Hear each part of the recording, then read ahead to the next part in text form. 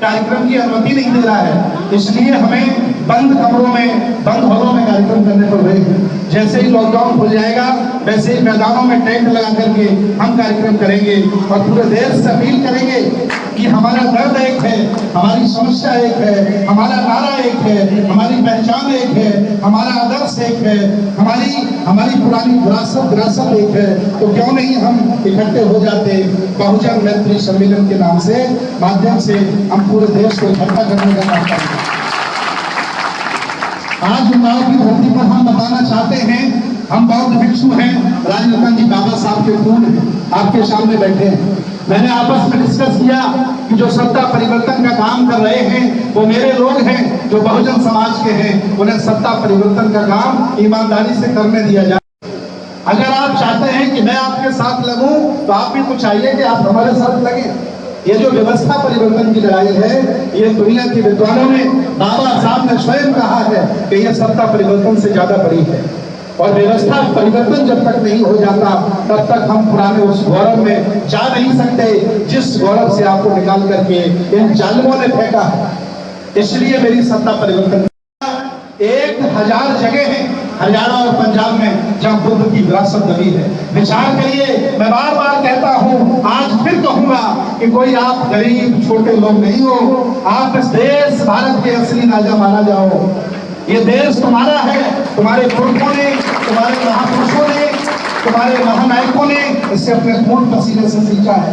और आखिर इस देश को हम कैसे गुलाम होने देंगे और दूसरों के कब्जे में चला जाएगा। जिन लोगों ने, जिन जालिमों ने, जिन सातिरों ने चालाकी से हमें जातियों में बांटा वो तो सफल हो गए, लेकिन हम इतने नालायक लोग निकले कि आज भी जातियों में बटे हैं और जाति खेल रहे हैं। मैं समझाना चाहता हूँ, जब तक आप जातियां मजबूत करोगे कुछ राजनीतिक सामाजिक लोग आपका फायदा उठा लेंगे, लेकिन जब तक तुम समाज नहीं बनाओगे इस भारत में कभी शासक नहीं हो सकते। इसलिए आपको 85% बहुजन समाज बनाना होगा, उसकी अपनी एक पहचान बनानी होगी, उसकी एक अपना मार्ग, एक आदर्श बनाना होगा। उन्नाव की धरती पर बहुत पहले से धर्म का कार्य चलता रहा। यहाँ तमाम जो लोग खड़े हैं, जितने भी लोग खड़े हैं, ये कोई साधारण लोग नहीं है। किसी का 20 साल का अनुभव है, किसी का 40 साल का अनुभव है। सब लोगों ने अपनी मेहनत की कमाई से दान चंदा लगा करके आंदोलन को आगे बढ़ाया है। बाबा साहब की जयंती मनाई है, भगवान बुद्ध की जयंती मनाई है और धर्म का प्रचार प्रसार किया है। और ये बुद्ध विहार बनाने में भी सब लोगों ने थोड़ा थोड़ा योगदान किया है। लेकिन मैं आपको विश्वास ये दिलाता हूँ कि जो व्यक्ति पुरखों की, बुजुर्गों की, महानायकों की इज्जत नहीं करता और जब वो खुद बूढ़ा होता है तो उसे भी सम्मान नहीं मिलता। इसलिए उन्नाव के लोगों ने, जो हमसे सीनियर हैं, हमसे बुजुर्ग हैं, वरिष्ठ हैं, अगर उन्होंने आंदोलन चलाया है तो मेरी जिम्मेदारी है कि जो उन्होंने पौधे लगाए हैं उन पौधों में हम पानी डालकर उन्हें हरा भरा बनाने का काम करें। ये जिम्मेदारी हमारी है। इसलिए मैं नए बच्चों से कहना चाह रहा हूँ, मैं जब इनसे मिलता हूँ तो ये बड़े बूढ़े लोगों की बड़ी बुराई करते हैं कि इन्होंने जिंदगी में कुछ नहीं किया, चंदा करते रहे, ये कुछ कर नहीं पाएंगे, जो कुछ करेंगे हम ही करेंगे। सामंजस्य बनाइए। वरिष्ठ लोगों का अनुभव और जवान की जवानी जब साथ साथ चलेगी तभी आंदोलन चलता है। और सबसे बड़ी बात यह है कि जो संख्या में कम है उन्होंने अपने काम बांट लिए, जो संख्या में कम है उन्होंने अपने काम बांट लिए। कोई विद्यालय चलाएगा, कोई प्रचार करेगा, कोई मीडिया को संभालेगा, कोई राजनीति करेगा, कोई धर्म का कार्य करेगा और देश पे कब्जा कर लिया। अरे हम लोग कितने हैं, अगर ईमानदारी से काम बांट लें कि 100 लोग सिर्फ राजनीति करेंगे, 100 लोग सिर्फ धर्म का काम करेंगे, 100 लोग सिर्फ विद्यालय चलाएंगे, 100 लोग व्यापार करेंगे और 100 लोग सरकारी सेवा में जाएंगे, तो बताओ हम कब्जा देश पे करेंगे कि नहीं करेंगे? सर, लेकिन हर आदमी, एक ही आदमी 1 दर्जन काम करना चाह रहा है। अरे मैं बौद्ध भिक्षु हूँ, अगर परचून की दुकान खोलूंगा तो धर्म का काम कैसे कर पाऊंगा?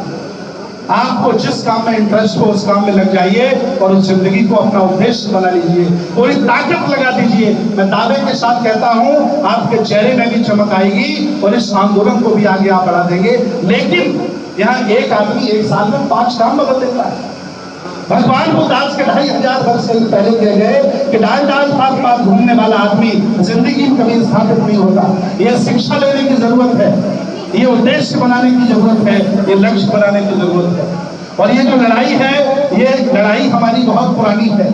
मैं बार बार कहता हूं, आज भी कहूंगा कि भारत की सबसे पुरानी संस्कृति है श्रमण संस्कृति। और श्रमण का मतलब है श्रम करके खाने वाला, मेहनत करके कमाने वाला श्रमण कहलाता है।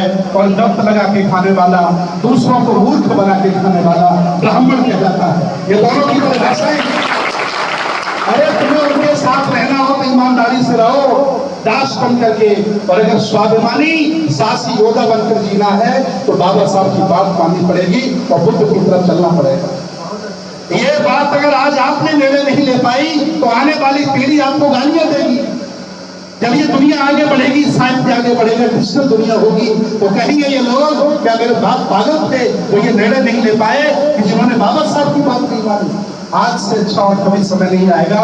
निर्णय लीजिए, अपनी पहचान बनाइए, अपनी संस्कृति की स्थापना करिए, अपनी शिक्षा को डेवलप करिए, तभी हम इस स्वर्ण भारत को देख सकते हैं। ये भारत बुद्ध का है, नानक का, कबीर का है, बाबा साहब का, रविदास का है, कबीर का है। ये किसी की औकात नहीं है, किसी का भारत नहीं है। उनके घरों में तो कोई महापुरुष ही पैदा नहीं हुआ जिन्होंने देश पे कब्जा कर लिया। आपके यहाँ तो हजारों महापुरुष पैदा हुए। ये इतना बड़ा आंदोलन। मैंने पूरे उत्तर प्रदेश के प्रत्येक जिले में डिजिटल कार्यक्रम चलाया था। मैं कैडर देता था, डिजिटल केडर। शायद यहाँ भी हुआ है, उन्नाव में भी आप लोगों ने कराया था, मैरिज होम तो कराया था, आपने कराया था। उससे मैसेज गया कि नहीं गया? पता चला कि कितने संत गुरु महापुरुष हमारे इस भारत में पैदा हुए जिन्होंने बुद्ध के समतामूलक समाज की स्थापना के आंदोलन को आगे बढ़ाया। आप लोगों को ऊर्जा की जरूरत है, वो ऊर्जा मिली। आपने मन बनाया कि उत्तर प्रदेश के प्रत्येक जिले में जाऊंगा और लोगों के साथ, आम लोगों के साथ मिलकर के इस आंदोलन को आगे तक ले जाऊंगा, क्योंकि उत्तर प्रदेश इतना बड़ा है। अगर इसे अलग देश का मान्यता दे दी जाए तो दुनिया में 7वां सबसे अधिक जनसंख्या वाला देश बन जाएगा। इतनी जनसंख्या उत्तर प्रदेश में रहती है। क्यों ना हम इस आंदोलन को उत्तर प्रदेश से चलाते हैं? और ये आंदोलन पूरे देश में सब लोगों को अपने साथ जोड़ेगा, जिसमें बुद्ध के सपनों का भारत, बाबा के सपनों का भारत और हमारे संतों गुरुओं महापुरुषों के सपनों का भारत साकार होगा। भगवान बुद्ध कहते थे, शरक भिक्षवे चारिकै बहुजन हिताय बहुजन सुखाय लोकानुकंपाय। बौद्ध भिक्षु चल करके जगह जगह जा करके धम्म देशनाएं नहीं देते, उन्हें प्रायः सम्मान नहीं मिल पाता है। मैं बौद्ध भिक्षुओं से अपील करता हूँ कि अगर आपको ज्ञान नहीं है तो बंद कमरे में हो जाइए, पहले किताबें पढ़ लीजिए, ज्ञान अर्जित कर लीजिए और गांव-गांव, नगर-नगर, गली-गली जाकर लोगों को धम्म देशना देने का काम करिए।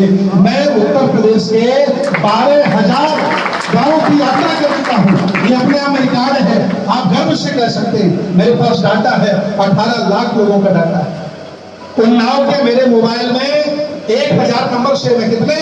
1000 नंबर सेव है। सोचो कि आपके नंबर हमारे पास नहीं होंगे। इसलिए जब तक आप निकलोगे नहीं, लोगों के बीच में नहीं जाओगे, तब तक ये मिशन मूवमेंट आगे नहीं बढ़ेगा। मैं अपील करता हूँ इस दिशा में भी आप लोग काम करें। और बहुत बहुत बधाई, बहुत बहुत साधुवाद। इस शॉर्ट नोटिस पर ज्यादा 4-5 लोगों से मेरी बात हुई। मैं बहुत लोगों से बात ही नहीं कर पाया।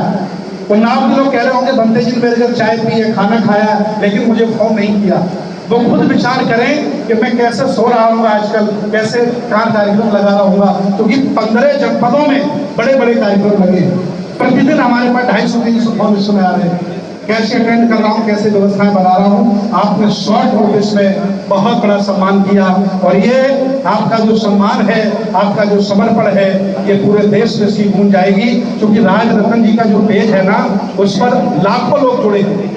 और आज इस समय अकेला उन्नाव नहीं देख रहा है, टीवी हमारा साथ नहीं देती, अखबार हमारा साथ नहीं देते, सोशल मीडिया हमारा साथ दे रही है। इस कार्यक्रम को 50 देशों में देखा जा रहा है। ये उन्नाव का कार्यक्रम कितने देशों में देखा जा रहा है? 50 देशों के लोग देख रहे हैं। तो उन्नाव के लोग जिंदा हैं, दमदार हैं, बहादुर हैं, साहसी हैं। ये बाबा साहब का मिशन बचा सकते हैं। बहुत बहुत धन्यवाद, बहुत बहुत साधुवाद। मुझे चूंकि आगे हरदोई में जाना है और हरदोई में भी 2 घंटे यात्रा होगी और रात्रि में डीएम ने हमें फोन करके कहा कि 8 बजे के बाद आपको कार्यक्रम नहीं करने देंगे, हम पुलिस भेज देंगे। हमने कहा कोई बात नहीं, पुलिस भेज देना, हमें गिरफ्तार कर लेना। तो सरकार से हमें लड़ना भी नहीं है। क्यों भाई? अगर हम लड़ेंगे तो हमें केस लगा करके जेल भेज देंगे, फिर हम काम नहीं कर पाएंगे। इस समय पूरा कब्जा उनका है, इसलिए संघर्ष के माध्यम से हमें उनको हराना भी है और अपने सिस्टम को भी आगे बढ़ाना है। बहुत बहुत साधुवाद, बहुत बहुत धन्यवाद सभी आयोजकों का, सभी आयोजकों का कि आपने ये ऐतिहासिक काम किया। और चलते चलते एक बात और बता दूं जो बहुत महत्वपूर्ण है। भगवान बुद्ध ने कहा है कि जो व्यक्ति सिर्फ अपने लिए जीता है, भगवान बुद्ध के स्टेटमेंट पढ़ ली, सुन लीजिए। बुद्ध ने कहा है कि जो व्यक्ति सिर्फ अपने लिए जीता है उसे दुनिया में मरने से कोई बचा नहीं सकता, और जो व्यक्ति समाज के लिए, राष्ट्र के लिए, विरासत के लिए जीता है उसे दुनिया में कभी कोई मार नहीं सकता। अगर जिंदा रहना है तो निकलो घर से बाहर, तो करो विरासत की लड़ाई, बचाओ तुर्कों का आंदोलन, और मरना है तो घर में बैठे रहिए, कोई चिंता का विषय नहीं। इसलिए मैं कहता हूं, कबीर को कौन मारेगा, कौन रविदास को मारेगा, कौन मान्यवर साहब को मारेगा? मरते वो हैं जो सिर्फ अपने लिए जीते हैं, उन्हें कोई नहीं मार सकता जो समाज के लिए जीते। ये बहुत बड़ी बात है, करना होगा, बेहतर बनना होगा। बहुत बहुत धन्यवाद। नमो बुद्धाय। जय भीम, जय संविधान, जय श्रीमद् भारत। Thank you.